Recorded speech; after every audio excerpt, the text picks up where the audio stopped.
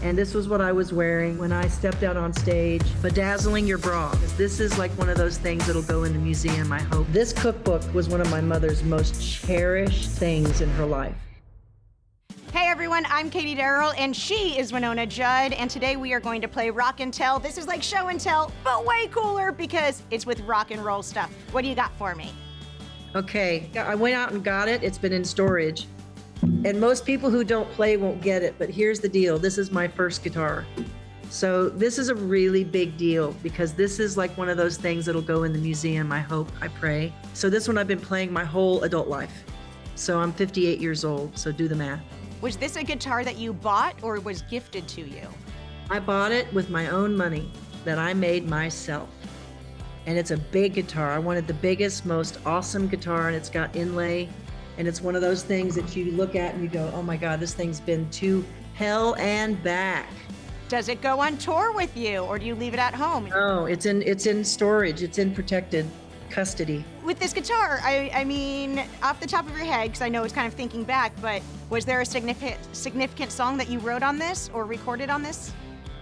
Mama, He's Crazy, which is 1985. I think I was 19 years old. So any first performances, this would be the guitar. And if this isn't the guitar, there's one other guitar. This is the guitar. This is the guitar. That's a big song. Guitar. Yes, this is it. This is the girl with the guitar song.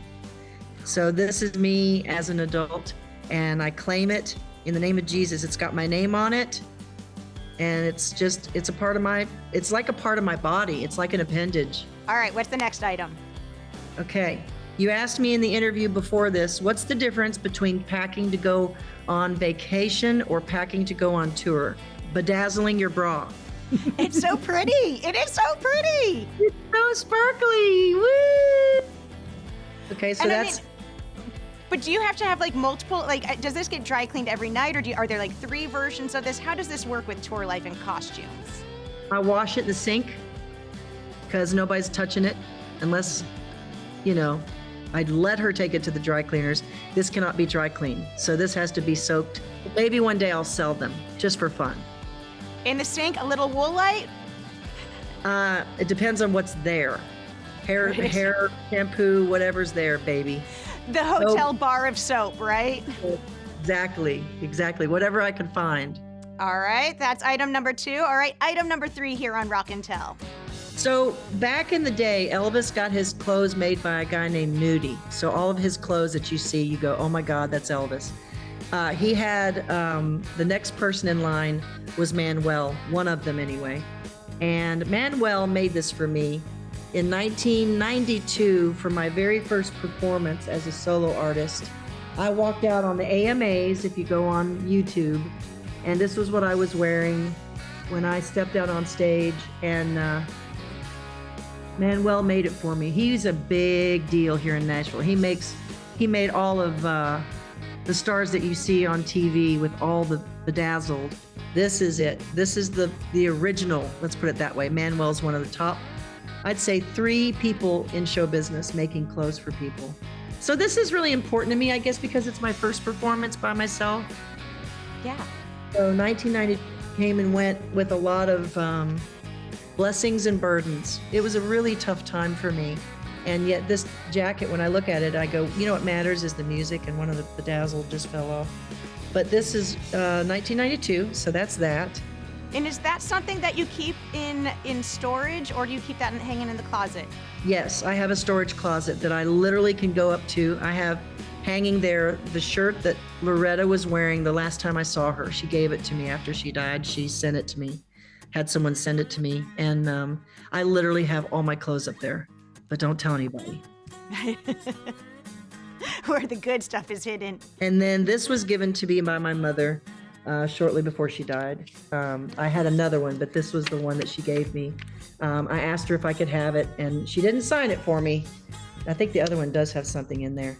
But here's the deal. My grandmother, my mother's mother, was a cook on a riverboat and cooked for up to 40 men a night. And she's quite the cook. As a matter of fact, I'm making fried chicken tonight because of her. This cookbook was one of my mother's most cherished things in her life. If she wasn't singing, she was cooking. And I'm the same way. You see my kitchen. So everything in here is about cooking, celebrating through fellowship and food. And here we go. And this was it. This was the last thing that one of the last things I got from my mom. Wynonna, I can't help but notice, I think a couple of the pages are earmarked or have little notes on it. Is there a recipe in particular that stands out to you right there? So chicken continental is both chicken breast combined with the greatest casserole of your life. It's got cream of chicken soup, and it's got celery for crunch, and it's got the yellow rice, which is like comfort food all day long. And it's one of her favorite things that she ever made. And also, when I cooked for 40 people at Thanksgiving, it's the earmarked cornbread dressing. That's a thing. I don't know about you, but the South is known for its cooking, right? So it's really hard to make stuffing. What are you? Are you like the bread stuffing or the cornbread stuffing? I'm a bread stuffing girl. Are you a bread stuffing? Everybody's different. This is a combination of both, so you get best of both worlds. And tuna noodle casserole. Yum. Oh, when you come in from is it right there? Can you hold it up so then we can all hit pause on our computers and like steal this recipe? Yeah, that sounds delish. Yeah, makes 4 to 6 servings, so you're only going to have to quadruple that for your party tonight. You know what? You're right. You're absolutely right.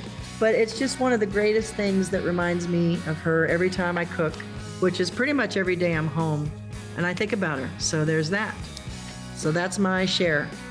Well, I got to say, the kitchen is so beautiful and clean behind you. When you first logged on, I thought it was a fake Zoom background.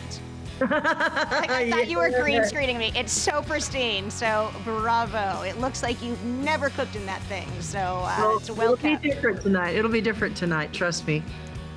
Awesome. Thank you for spending time with me today. It was really a pleasure to get to meet you. You're welcome. And thank you for keeping it clean, sister.